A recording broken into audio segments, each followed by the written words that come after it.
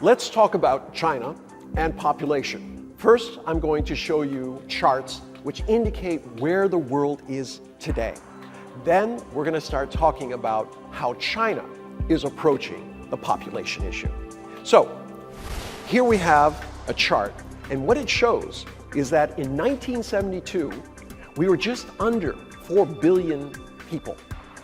We go forward to 2020, and guess what? It's doubled. In the space of 48 years, we're now almost at 8 billion people. Here we have a second chart. In this chart, we're looking at the world's resources per person and what's necessary to sustain them.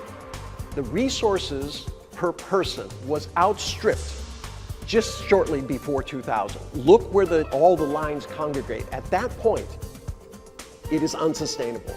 Population has exceeded resources. Many businesses and economists believe if you have people and they need things, that will stimulate the economic cycle. For instance, I need food. Therefore, people are employed to produce food. Because they're employed to produce food, they get wages. With those wages, they can buy food and other things. So it seems like a very virtuous, a cycle that works all on its own, always lifting upwards. But the reality is, we haven't seen that. What we've seen instead is that when you have large populations, no opportunity, no planning, no implementation, what you get is social, political instability. And you're not only seeing this in developing countries, you're seeing this in developed countries. Look around. Canada, the United States, Brazil, all are facing these kinds of issues. The simple truth is that the political, economic, social, and environmental problems that we face today are being driven largely by population. What we're looking at here is a situation where you have unsustainable population growth. Why is China concerned about population growth? Now, what I've done is put together a series of 7 charts. Now, the first one begins in 1952. And if you look at it, it's what we call a Christmas tree shape. This is the natural shape that you want for your population.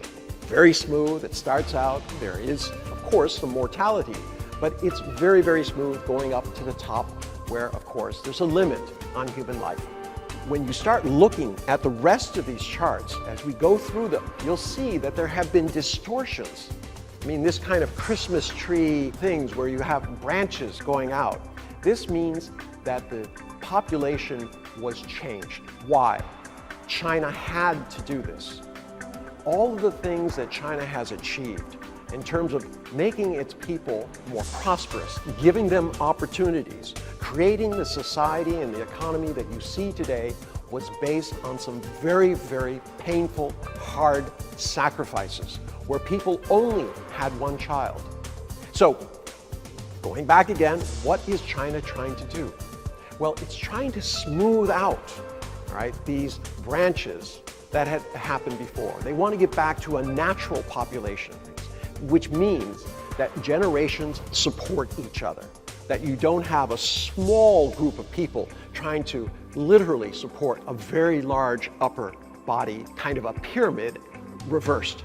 So this is what China's doing. It's not about forcing people to have 3 children.